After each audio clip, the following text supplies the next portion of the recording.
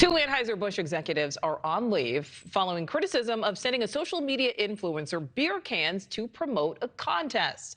You may remember earlier this month, influencer Dylan Mulvaney posted a video of herself drinking a Bud Light, celebrating the end of March Madness. She also shared a photo of a Bud Light can with her face on it, celebrating her series documenting her gender transition. The social media post received instant backlash, with fans calling to boycott the brand. The CEO of Anheuser-Busch releasing a statement regretting the uproar it caused. So joining us for more insight, let's bring in Rick Van House, founder and president of No Advertising. Rick, thank you for being with us. What is the logic behind putting these executives on leave? Because the company had to have taken possible backlash into account. You would think so, right? But I mean, there's so many intricacies in a brand this big, but I think it's twofold. So you have the backlash from the consumer that maybe some of them are now thinking of a different product, but then you also have the shareholder, okay? I mean, 17% in sales loss. Like, you got to do something to make the shareholder of Anheuser-Busch happy, feel like you're taking care of this sales loss problem. So, you know, Alyssa and Daniel going on leave, I think it's just something that had to happen, you know, for the shareholders, honestly, if nothing else. Yeah, so many things come down to money. You know, and Rick, it's not just Bud Light. Makeup company Maybelline also facing some backlash after that company did a sponsorship with Mulvaney last month. Is this another example, in your opinion, of cancel culture, or is something more at play here? You know, I think this is hard work. Advertising is risky. Running businesses is very risky, you know, but you want to take risks. You want to try and be different. You want to have an ad that's going to stand out. So as advertisers, you know, the business I'm in, like, we're running this fine line of doing something that's totally different and new, but getting backlash from it. So, you know, I think people overreact a lot of times. Let it settle. Just because another group is a part of a product that you love, even if it's not your group, doesn't mean you can't still love the product. Right. So, you know, I say relax and, you know, keep drinking Bud Light. Well, Rick, you know, as you just said, advertising, it can be hard.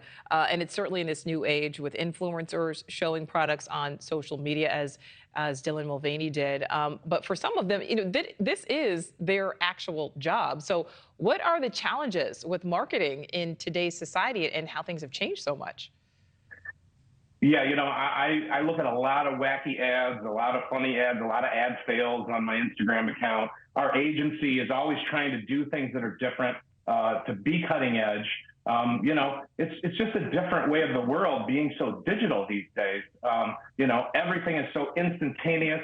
You know, it used to be that Coke changed its flavor, and that was the big problem, right? You know, we didn't want to drink this new Coke. Well, now we have these social issues that are being pulled into brands. You know, I think if you take it with a little bit of baby steps, these guys jumped in the deep end. They got into the ocean with no scuba gear on, and they went all in on this. If they would have taken it slow, maybe taken a segment of this and done something a little bit more gentle in the beginning, I think it could have worked out great.